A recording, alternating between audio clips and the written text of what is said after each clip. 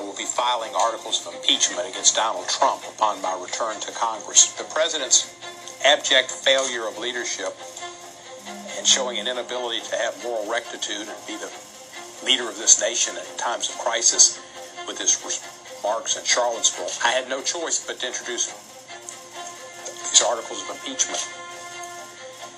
For one, I'm Jewish, and for two, I represent an African-American district. Ku Klux Klan and Nazis' purpose is to kill, terrorize, and oppose in every way fashionable African Americans, Jews, and other minorities. It's the antithesis of American interest and values. It's abhorrent to me, and it was the last step. It shows the president not only is possibly guilty of obstruction of justice with Mr. Comey and violations of the Emoluments Clause with actions at the Trump Tower and the Trump Hotel and taking money from foreigners, but unable to lead us against foreign and domestic enemies.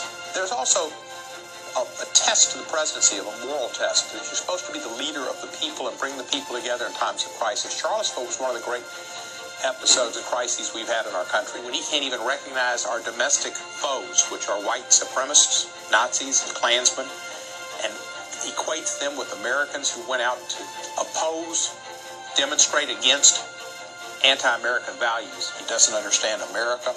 He doesn't understand his job as president. He is morally, ethically, and intellectually incapable of being president of the United States of America. He needs to resign. Calls to impeach the president. Democratic Congressman Al Green of Texas made the impassioned plea on the House floor last night, arguing that no one, not even the president, is above the law.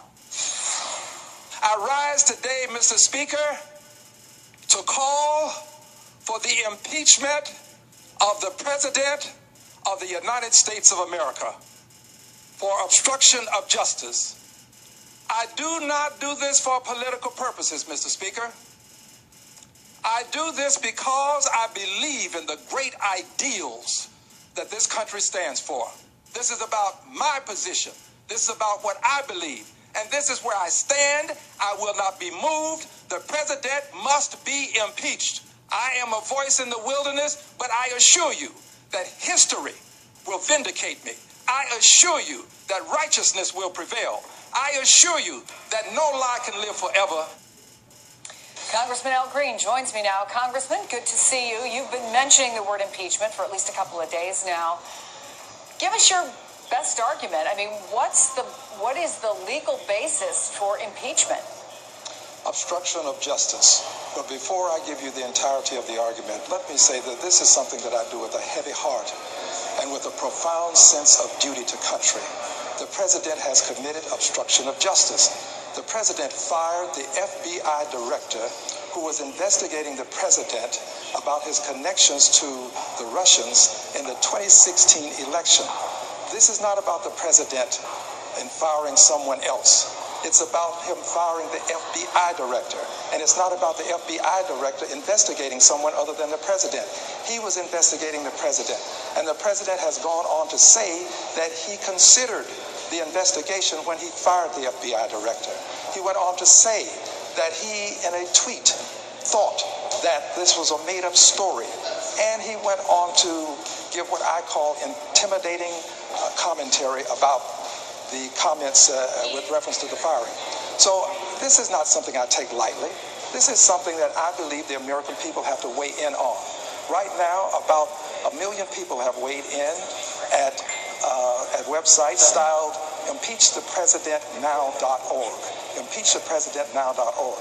It's when the American people stand up that we will find a different attitude in the Congress of the United States of America.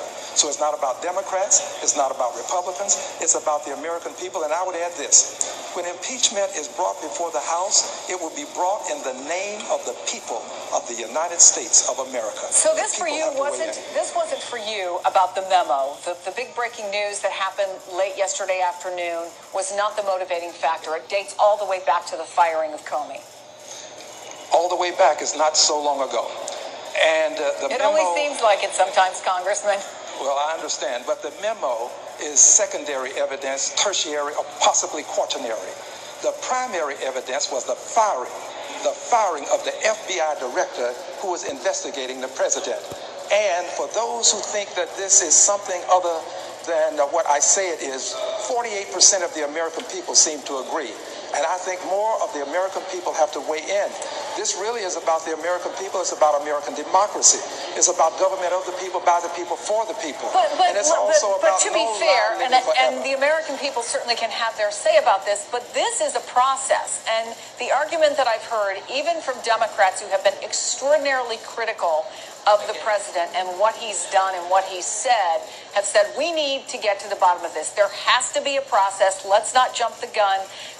Paul Ryan spoke about this just about an hour ago. Let me play that for you, Congressman. We need the facts. It is obvious there are some people out there who want to harm the president, but we have an obligation to carry out our oversight regardless of which party is in the White House. And that means before rushing to judgment, we get all the pertinent information.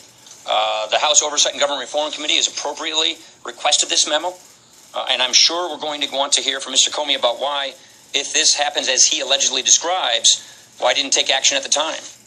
There aren't many more things more serious, more consequential than impeachment. Should there be a pause? Should people step back? Wait until all the subpoenas go out. Wait until the investigation is done. Wait until interviews are done, questioning is done before Congress, whether in public or private. If there are recordings, if they do exist, get those recordings. Are you perhaps a little premature, Congressman? Absolutely not. Rather than step back, we need to step forward. We need to start the impeachment process. If you want to get all of the evidence, start the impeachment process. We'll get all of the evidence. We'll get memos. We'll get the recordings if they exist.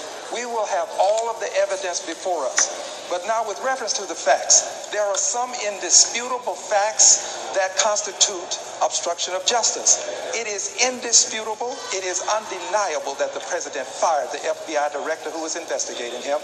And it is indisputable and undeniable that the president did it and considered the investigation that was going on with reference to the president's campaign.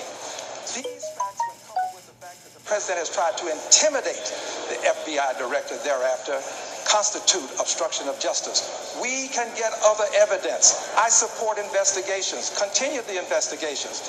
Any other evidence is going to be secondary, tertiary, or quaternary. The primary evidence is what I have just called to your attention with reference to the president firing the FBI director who was investigating him.